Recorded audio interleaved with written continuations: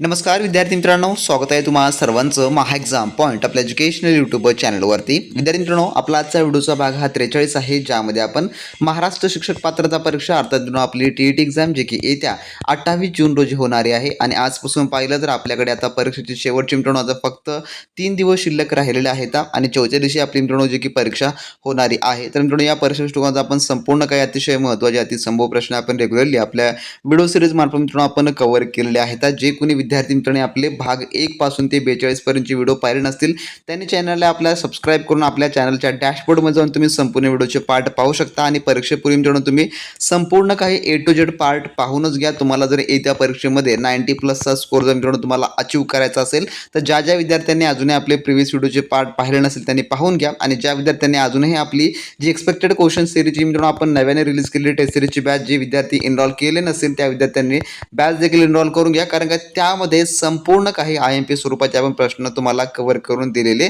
आहेत. आता ज्यांना 90+ स्कोर मिळवणे हे मिळवायचंच आहे त्या विद्यार्थ्यांनी मित्रांनो नक्की जॉईन करा आणि आपले प्रिव्हियस व्हिडिओचे पार्ट देखील पाहून घ्या. तर आजच्या व्हिडिओमध्ये देखील आपण इंग्लिश ग्रामर, मराठी त्यासोबत CDPचे काही IMP स्वरूपाचे प्रश्न आपण पाहणार आहोत. व्हिडिओमधला प्रत्येक प्रश्न इम्पॉर्टंट आहे. PYQ based analysis question paper आहे, त्यामुळे कोणताही प्रश्न यावेळी देखील तुम्हाला परीक्षेमध्ये विचारला जाऊ शकतो. त्यामुळे काळजीपूर्वक या ठिकाणी सर्व प्रश्न पहा मित्रांनो. तर यामध्ये आपण सुरुवातीला पाहू इंग्लिशचा सेक्शन्स, ज्यामध्ये प्रश्न क्रमांक पहिला या ठिकाणी काय म्हणतो पहा. Choose the correct alternative of verb. या ठिकाणी जे आहे वर्ब आपल्याला जो की चूज करायचा आहे. क्वेश्चन काय म्हणतो, when we reach the stadium the players dash already. या ठिकाणी डॅशच्या जागी जे की काय येणार असेल या ठिकाणी आपल्याला सांगायचं आहे. तर याचं उत्तर आहे पर्याय नंबर जे की 3 हॅड गॉन हे जे आहे त्या ठिकाणी येणारं असेल. कारण भूतकाळामध्ये 2 क्रिया घडल्यास जी क्रिया आधी पूर्ण झाली असते त्यासाठी जे आहे पास्ट परफेक्ट टेन्स म्हणजे की हॅड सोबत प्लस वर्बचं तिसरं फॉर्म जे आहे जे की लावलं जातं. खेळाडू आधीच गेले होते आणि आम्ही नंतर स्टेडियमवर पोहोचलो, म्हणून या ठिकाणी काय येईल तर हॅड गॉन हे जे आहे ते येणारं असेल. पर्याय नंबर 3 हे याचं उत्तर होणारं असेल. त्यानंतरचा प्रश्न 2 काय म्हणतो, identify the underlined clause in the sentence. या ठिकाणी जो काय अंडरलाइन्ड क्लॉज आहे या ठिकाणी अंडरलाइनेड आहे दॅट ही वूड रिकवर. ही जी आहे थोडक्यामध्ये या ठिकाणी अंडरलाइनेड आहे. काय म्हणतो बघा प्रश्न, the patient was sure that he would recover. या ठिकाणी या प्रकारे आहे की रुग्णाला कशाची खात्री होती अशा प्रकारे थोडक्यामध्ये. तर हे जे आहे कोणतं क्लॉज आहे अंडरलाइन्ड क्लॉजमध्ये आपल्याला आयडेंटिफाय करायचं आहे. तर याचं उत्तर आहे पर्याय नंबर 1 जे की नाउन क्लॉज हे जे आहे ते होणारं असेल. कारण का दॅट ही वूड रिकवर हा एक उपवाक्य आहे जे की शुअर या विशेषणाचा अधिक स्पष्टीकरण देतो. आणि नाउन क्लॉजेस ॲज ऑब्जेक्ट किंवा आपण त्याला कॉम्प्लिमेंट ऑफ अन ॲडजेक्टिव्ह असं देखील म्हणतो. कारण का याच्यामध्ये एक प्रश्न निर्माण होतो की रुग्णाला कशाची खात्री होती. या प्रश्नाचं उत्तर आपण नाम उपवाक्य म्हणजे की आपण त्याला नाउन क्लॉजेस असं म्हणतो यामध्ये देतो. म्हणून पर्याय नंबर याचं 1 हे या ठिकाणी उत्तर जे आहे ते होणारं असेल मित्रांनो.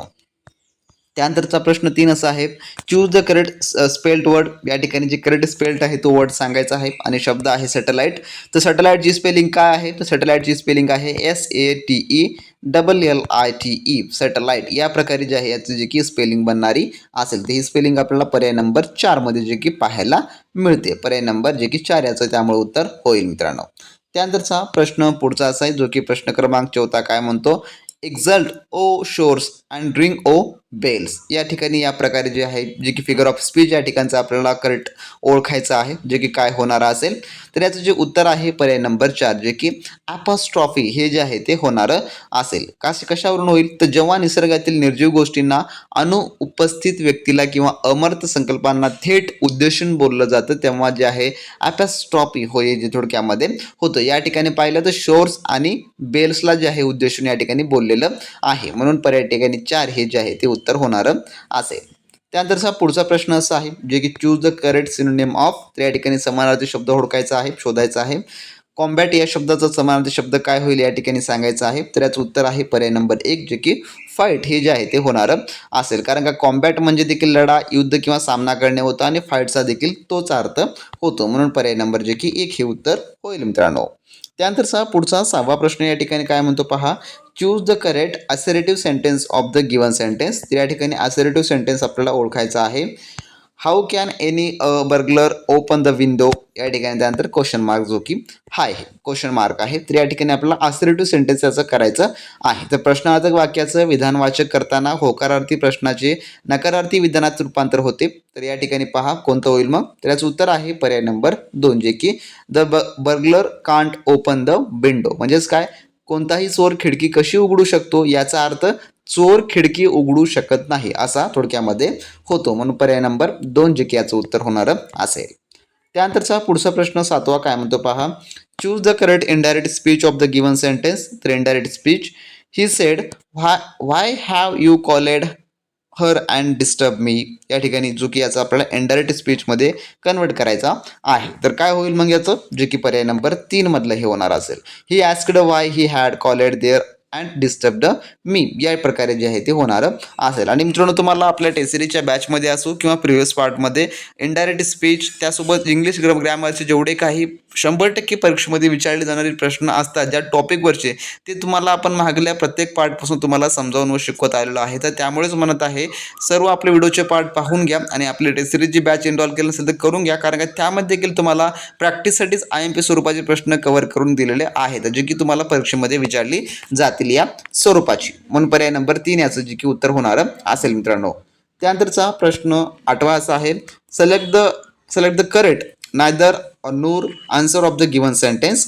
Vijayanand didn't pay attention to parents, he didn't learn from teachers. या ठिकाणी आपल्याला नायदर अँड नूर हे जे आहे ते आपल्याला लावायचं आहे. तर काय होईल याचं उत्तर पर्याय नंबर 1, जे की Vijayanand neither paid attention to parents nor learn from teachers, या प्रकारे जे की होणार असेल. पर्याय नंबर 1 हे जे आहे ते उत्तर त्याचं होईल मित्रांनो.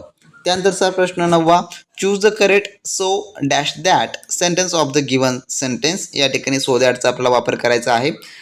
It was too difficult for Keshav to pay heed to the teacher. या ठिकाणी आता आपल्याला योग्य त्या ठिकाणी सो आणि दॅटचा जो वापर जो आहे तो करायचा आहे. तर काय होईल याचं उत्तर पर्याय number 2. It was so difficult for Keshav that he couldn't pay heed to the teachers, या प्रकारे होणार असेल. पर्याय नंबर त्यामुळे जे की 2 हे उत्तर होईल. त्यानंतरचा क्वेश्चन आपला 10 असा आहे. Select the correct question tag for given sentence. या ठिकाणी क्वेश्चन टॅग सिलेक्ट करायचा आहे. Show me the way to the park. या ठिकाणी क्वेश्चन टॅग काय येणार असेल, त्याचं उत्तर आहे पर्याय नंबर 4, जे की विल यू हा जो आहे तो येणारा असेल. तर अज्ञार्थी वाक्याचा क्वेश्चन टॅग नेहमी विल यू किंवा वॉन्ट यू होतो. सामान्यतः होकारार्थी आज्ञेसाठी विल यू हे जे आहे ते वापरतात. पर्याय नंबर 4 याचं जे की उत्तर जे आहे ते त्यामुळे मित्रांनो होणार असेल.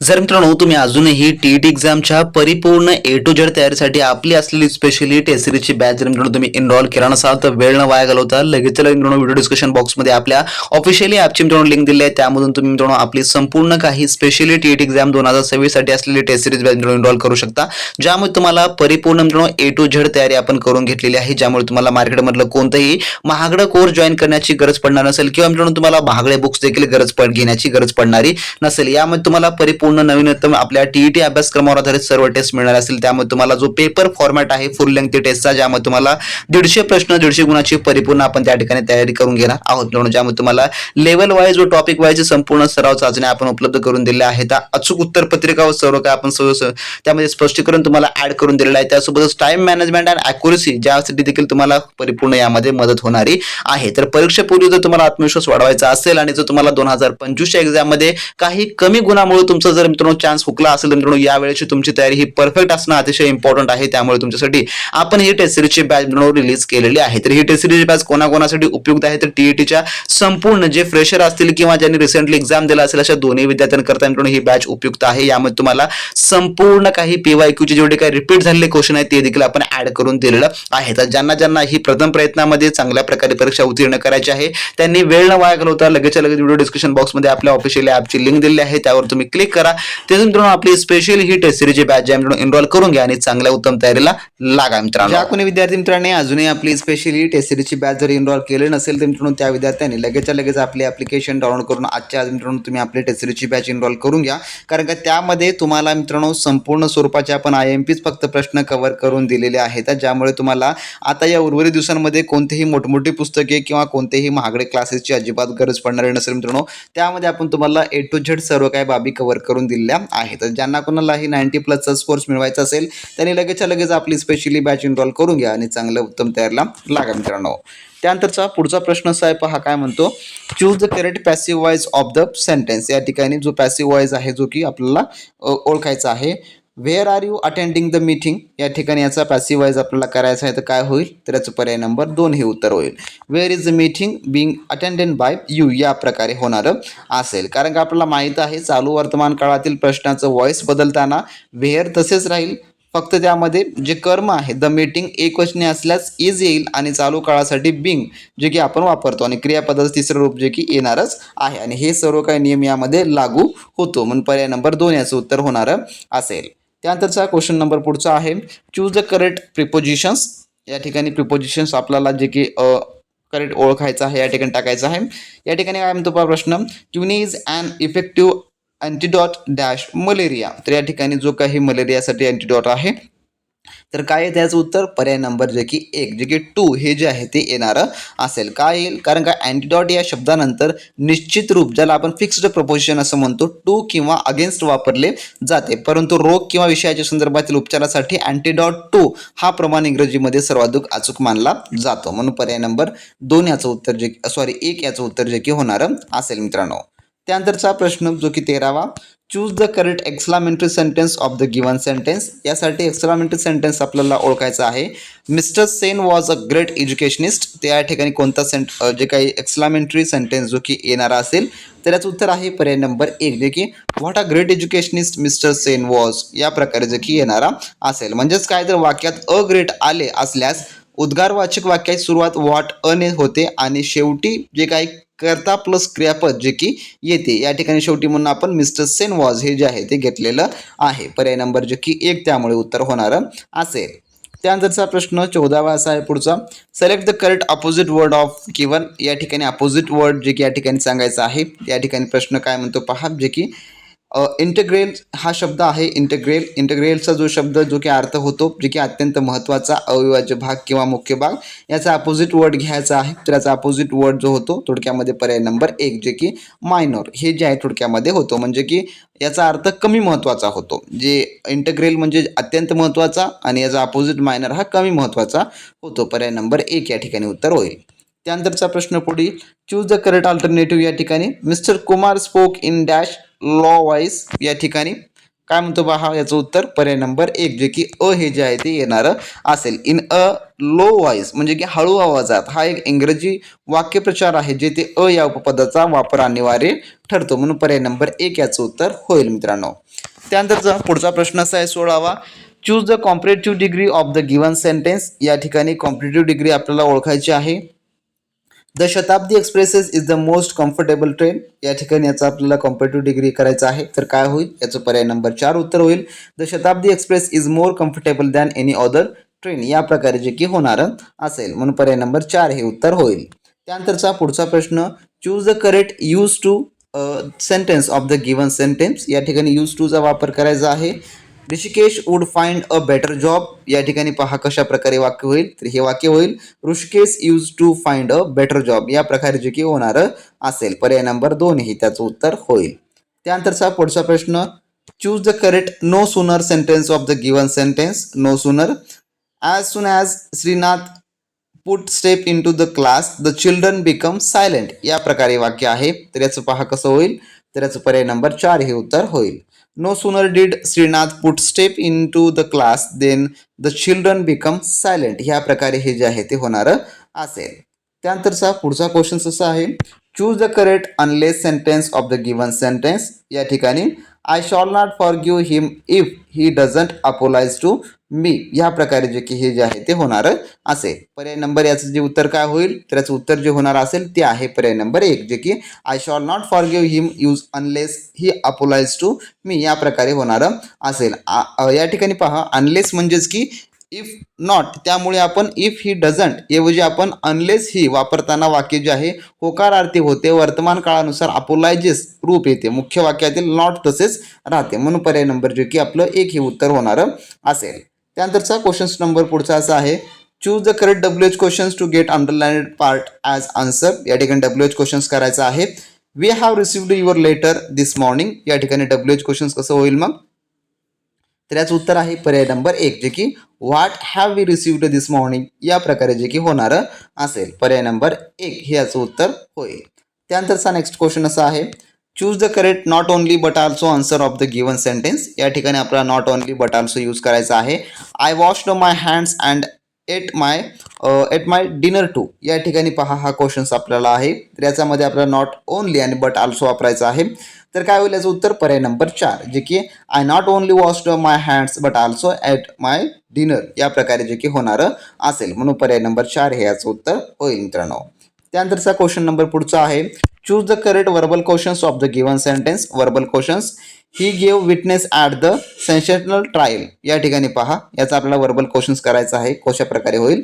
तर याचं उत्तर आहे पर्याय नंबर 3, जे की did he give witness at the sensational trial या प्रकारे होणारा असेल. म्हणजे काय, वाक्य हे साध्या भूतकाळात आहे म्हणून आपण प्रश्न बनवताना सुरुवातीला डिड येईल आणि मुख्य क्रियापदाचं पहिलं रूप जे की गिव्ह जे आहे ते होणारं असेल. पर्याय नंबर 3 हे उत्तर होईल. त्यानंतरचा next question, choose the correct passive voice of the given sentence. या ठिकाणी पॅसिव्ह वॉइस आपल्याला करायचा आहे. The thieves had broken the back door या ठिकाणी आहे पहा. तर याचं काय होणार असेल मग? जे की पर्याय नंबर 2 हे उत्तर होईल. The back door had been broken by the thieves या प्रकारे जे की होणारं असेल. म्हणजे काय, तर पूर्ण भूतकाळामध्ये जे आहे या ठिकाणी पहा, पूर्ण भूतकाळाचा ज्याचा आपला फॉर्म काय आहे, past perfective minus had plus V3 म्हणजे वर्बचा तिसरा फॉर्म. पॅसिव्ह वॉइसमध्ये कर्माच्या नंतर हॅड बीन प्लस V3 हे जे आहे ते वापरलं जातं. म्हणून पर्याय नंबर जे की 2 याचं उत्तर होणारं असेल. त्यानंतरचा next question, choose the correct alternative या ठिकाणी आहे. Mister Kedar becomes dash SP of Pune district या ठिकाणी काय येणार असेल मग? तर याचं उत्तर येईल पर्याय नंबर 1, जे की द हे जे आहे ते येणारं असेल. द SP या प्रकारे. त्यानंतरचा next question, choose the correct degree sentence from the given sentence. या ठिकाणी काय येईल? तर याचं उत्तर आहे पर्याय नंबर जे की 1, करेक्ट डिग्री सेंटेन्स म्हटलेलं आहे.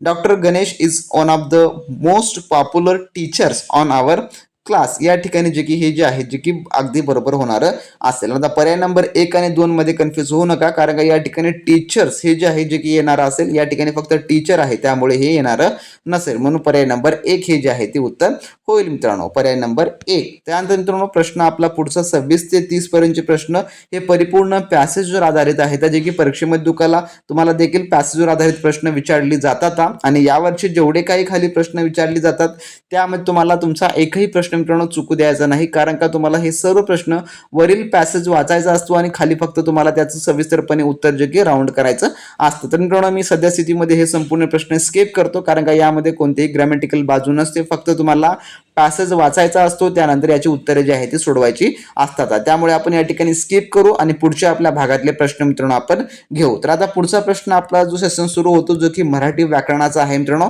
आणि मराठी व्याकरणामध्ये देखील सुरुवातीला एक पॅसेज या ठिकाणी आलेला आहे. तर आपण या ठिकाणी मराठी व्याकरणामधले प्रश्न 31 ते 34 पर्यंतचे मित्रांनो सर्व प्रश्न स्किप करू, कारण का हे प्रश्न आपल्याला हे फक्त पॅसेज वाचून मित्रांनो आपल्याला सोडवायचे आहेत. आणि तुम्हाला सांगतो, मराठी व्याकरणातला पॅसेज असो किंवा इंग्रजी मधला पॅसेज असो किंवा मराठीमधली कविता असो, यावरचा आपल्याला एकही प्रश्न चुकू द्यायचा नाही मित्रांनो, कारण का हेच प्रश्न असतात जे की आपल्याला स्कोर करण्यासाठी अतिशय महत्त्वपूर्ण ठरणारे असतात. त्यामुळे तुम्हाला यावरचे सर्व काही प्रश्न अचूक पद्धतीने सोडवायचे आहेत, कारण का बाकी इतर सेशनमध्ये आपला एक जरी प्रश्न हुकला तरी आपण यामधून जे आहे ते रिकव्हर जे आपण मित्रांनो करू शकतो. त्यामुळे तुम्ही यामधला एकही प्रश्न तुम्ही चुकू देऊ नका. त्यानंतर पाहू आपला पुढचा प्रश्न जो की प्रश्न 35वा, जो की मराठी व्याकरण नियमानुसार सुरू होतो. महानायक संभाजी पानिपत या कादंबऱ्याचे लेखक कोण केलं आहे? तर याचं उत्तर आहे पर्याय नंबर 2, जे की विश्वास पाटील यांनी जे आहे ते केलेलं आहे.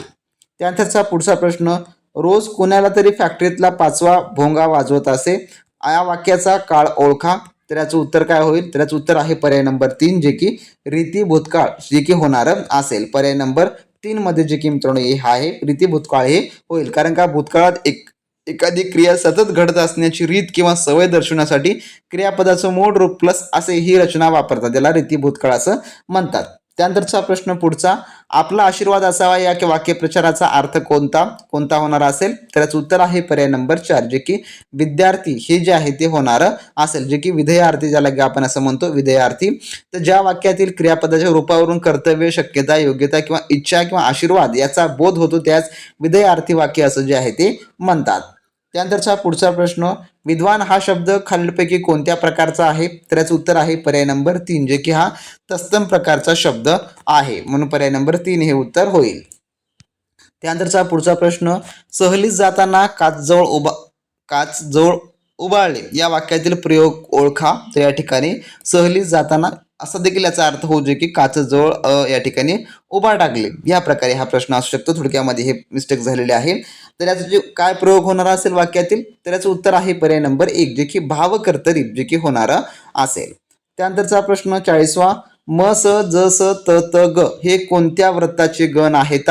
तर याचं उत्तर आहे पर्याय नंबर जे की 3, ज्याला आपण शार्दूल विक्रीडित असं देखील म्हणतो. याचे जे की गण आहेत, तर शार्दूल विक्रीडित हे अक्षर मूळ वृत्त जे असून यात 19 अक्षरे असतात आणि त्याच जे की गण आहेत म स ज स त त ग थोडक्यामध्ये असे पडतात. तर भुजंग प्रयतेचे य य य असं जे आहे ते पडतात, म्हणून पर्याय नंबर 3 याचं उत्तर होईल.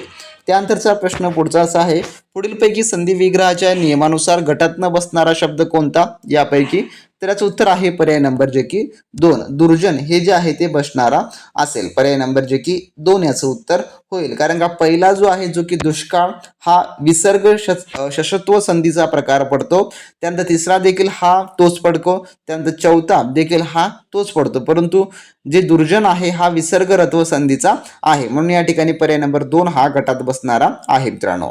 त्यानंतरचा पुढचा प्रश्न, नागनाथ कोत्पल्ले यांच्या पुढीलपैकी कोणत्या साहित्य कृतीला राज्यशासनाचा पुरस्कार मिळालेला आहे? तर याचं उत्तर आहे पर्याय नंबर 3, जे की गांधीरीचे डोळे याला जे आहे ते मिळालेला आहे. त्यानंतरचा पुढीलपैकी अशुद्ध शब्द ओळखा. तर कोणता शब्द आहे?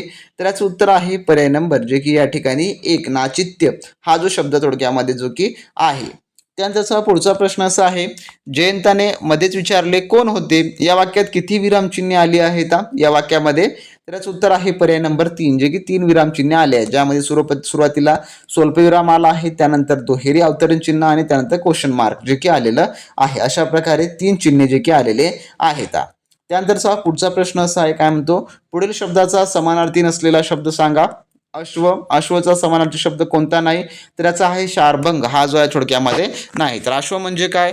तर अश्व म्हणजे घोडा, वाज, हय आणि तुरुंग हे तिन्ही घोड्याचे समानार्थी शब्द आहेत. तर शार्भंग हा घोड्याचा समानार्थी शब्द नाही, म्हणून पर्याय नंबर 4 हे उत्तर होणार असेल. आता मित्रांनो, आपले जे पुढचे प्रश्न आहेत जो की पद्य भाग वाचून म्हणजेच की आपल्याला कविता वाचून सोडवायचे आहे, जे की भाग आपले प्रश्न 46 पासून ते 49 पर्यंतचे हे सर्व प्रश्न तुम्हाला ही कविता वाचून सोडवायची असतात. आणि परीक्षेमध्ये देखील तुम्हाला उतारा आणि कविता हे 100% परीक्षेमध्ये येणार आहे, त्यामुळे तुम्हाला यावरचा एकही प्रश्न हा तुम्हाला जिगीच चुकू द्यायचा नाही मित्रांनो. तर या ठिकाणी आपण हे प्रश्न स्किप करू, कारण का हे संपूर्ण कविता आधारित असल्यामुळे. त्यानंतरचा प्रश्न 50वा सुरू होणारा काय म्हणतो पहा, जहाल या शब्दाचा योग्य विरुद्धार्थी शब्द कोणता? जहाल, तर याचं उत्तर आहे पर्याय नंबर 3, जे की मवाळ हे जे आहे थोडक्यामध्ये होतो. त्यानंतर पुढील प्रश्न 51वा, पुढील म्हण पूर्ण करा. पदरी पडले झाडे याची म्हण आपल्याला पूर्ण करायची आहे, तर याचं उत्तर होईल पर्याय नंबर 1, जे की हसून केले गोड या प्रकारे जे की होणार असेल. त्यानंतरचा पुढचा प्रश्न, ज्या सामासिक शब्दात 2 पदे महत्वाची नसून त्यातून तिसऱ्या पदाचा बोध होतो असा समास कोणता? कोणत्या समासाला म्हटलं जातं? तर याचं उत्तर आहे पर्याय नंबर जे की 2, बहुविरही समास जे की याला महत्व आहे. त्यानंतर पुढील प्रश्न, पुढीलपैकी भाववाचक नसलेला नाम शोधा.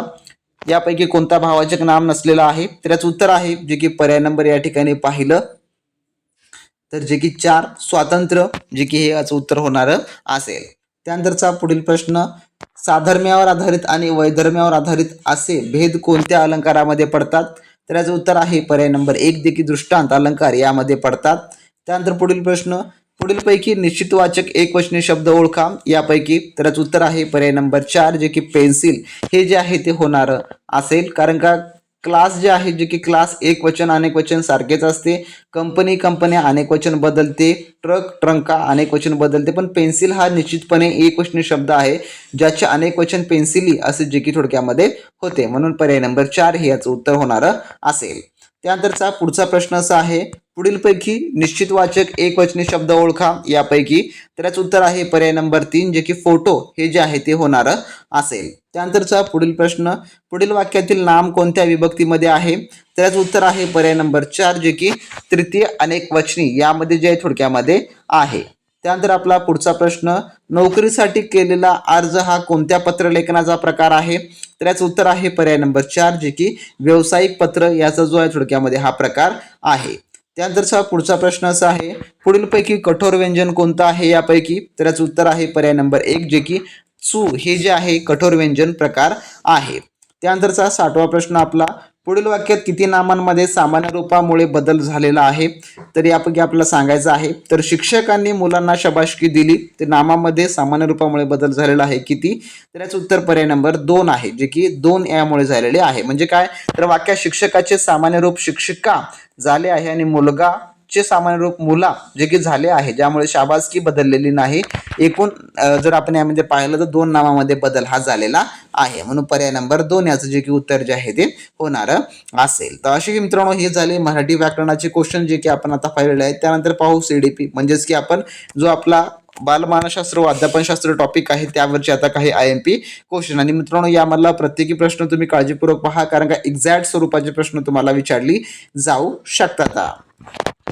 तर प्रश्न क्रमांक 61 या ठिकाणी पहा काय म्हणतो, मानवी वर्तनाचे शास्त्र ते मानसशास्त्र अशी व्याख्या डॅश यांनी केली, कोणी केली आहे? तर याचं उत्तर आहे पर्याय नंबर 1 जे की वॉटसन यांनी जी आहे ती केलेली आहे, ज्यांचं पूर्ण नाव आहे JB वॉटसन असं त्यांना म्हटलं जातं.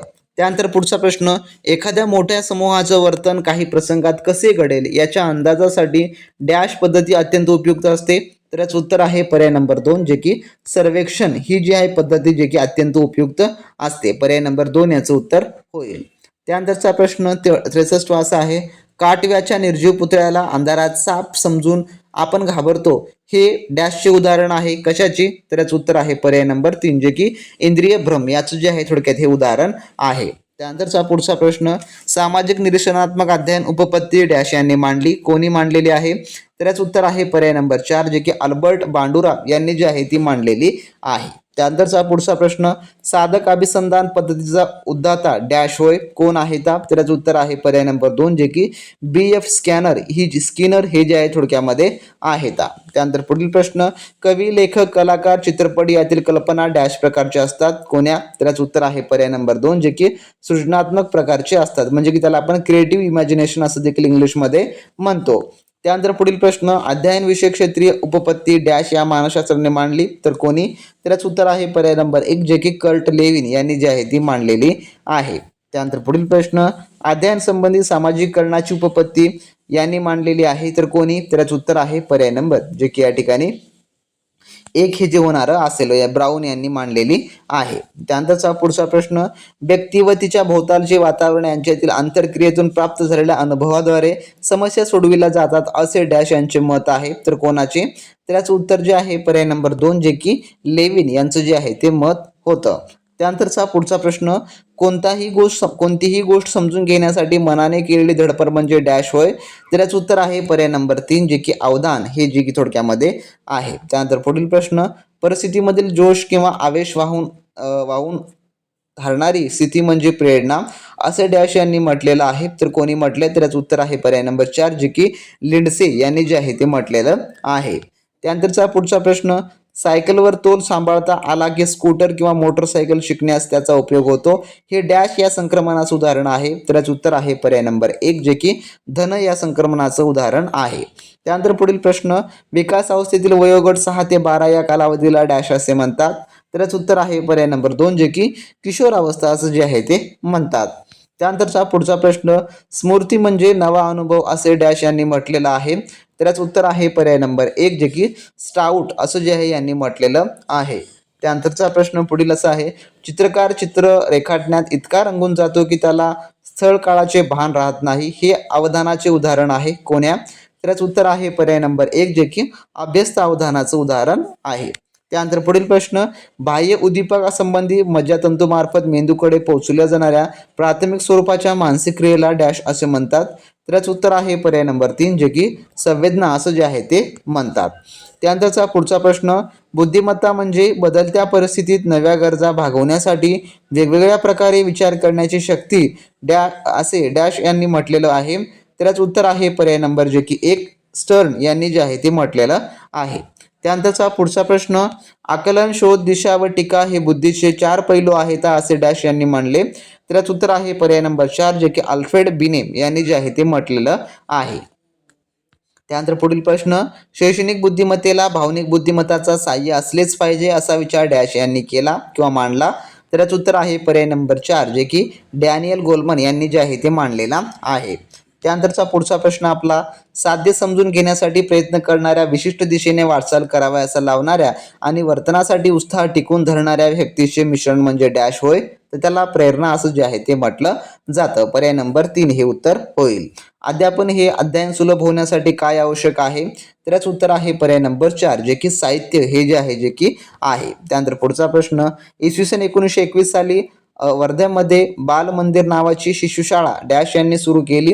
तर याचं उत्तर आहे पर्याय नंबर 4 जे की गिजूबाई बदके यांनी जी आहे ती सुरू केलेली आहे. त्यानंतरचा पुढचा प्रश्न, अध्यापनाच्या प्रतिमानाचे जनक डॅश हे आहेत तर कोण आहेत. तर याचं उत्तर आहे पर्याय नंबर 3 जे की मार्गोविल व ब्रूस जॉयस हे जे आहे थोडक्यामध्ये आहेत. त्यानंतर आपला पुढील प्रश्न, सजीवांची लक्षणे हा पाठ शिकवताना शिक्षकांनी सुरुवातीला विद्यार्थ्यांकडून सभोवतालची असणाऱ्या सजीवांची माहिती काढून घेतली. येथे शिक्षकांनी अध्यापनाचे कोणते स्रोत वापरले. तर याचं उत्तर आहे पर्याय नंबर 2 जे की ज्ञाताकडून अज्ञाताकडे जे की हे जे आहे ते वापरलेलं आहे. त्यानंतरचा पुढचा प्रश्न, 85वा प्रश्न आपला, यशस्वी अध्यापन म्हणजे काय. तर याचं उत्तर आहे परिणामकारक अध्ययन हे जे आहे थोडक्यामध्ये आहे. त्यानंतरचा पुढचा प्रश्न, क्रियात्मक क्षेत्रातील विकासाच्या टप्प्याचा योग्य क्रम कोणता आहे. तर याचं उत्तर आहे पर्याय नंबर 4 जे की अनुकरण, क्रिया कौशल्य, अचूकता, संधिकरण आणि स्वाभाविकीकरण हे जे आहे थोडक्यामध्ये आहे. त्यानंतरचा आपला पुढील प्रश्न, खाली काही वर्तनविषयक दिले आहेत त्यापैकी बोधात्मक वर्तनाबद्दल कोणता आहे ते सांगायचं आहे. तर याचं उत्तर आहे पर्याय नंबर 3 जे की विनीत परिच्छेद वाचून त्यावरील प्रश्नांची उत्तरे सोडवितो हे जे आहे थोडक्यामध्ये आहे. त्यानंतर आपला पुढील प्रश्न, खालीलपैकी कोणते मुले विशेष शिक्षणाची गरज असणारी नाहीत ते सांगा. तर याचं उत्तर आहे पर्याय नंबर 4 जे की अध्ययन क्षमता असलेली हे जे आहे थोडक्यामध्ये जे की नाही. त्यानंतर आपला पुढील प्रश्न, अध्ययनात क्रियाशीलता कोणत्या स्वरूपाची असते. तर याचं उत्तर आहे पर्याय नंबर 2 जे की शारीरिक व मानसिक हे जे आहे थोडक्यामध्ये असते. पर्याय नंबर 2 हे उत्तर होईल. त्यानंतरचा आपला पुढचा प्रश्न, अध्यापनशास्त्र म्हणजे डॅश होय. तर याचं उत्तर आहे पर्याय नंबर 4 जे की वरील सर्व हे होणारं असेल, ज्यामध्ये पद्धती, प्रमाण, तत्व, नियम आणि अध्यापन सूत्रे हे सर्व जे की असतात, म्हणून पर्याय नंबर 4 हे उत्तर होणारं असेल. तर असे मित्रांनो आपले आजच्या व्हिडिओमधले टॉप 3 टॉपिक्स आपण कव्हर केले, ज्यामध्ये आपण 90 प्रश्न पाहिलेले आहे जे की 90+ स्कोर मिळवण्यासाठी ज्या विद्यार्थ्यांनी आपली टेस्टची बॅच एनरोल केली नसेल त्यांनी लगेच एनरोल करून घ्या आणि चांगल्या उत्तम तयारीला लागा मित्रांनो. भेटूया व्हिडिओमध्ये नवीन प्रश्नांसोबत, नवीन माहिती, नवीन अपडेट सोबत. तोपर्यंत मित्रांनो, बी प्रॅक्टिस क्रॅक एक्झाम.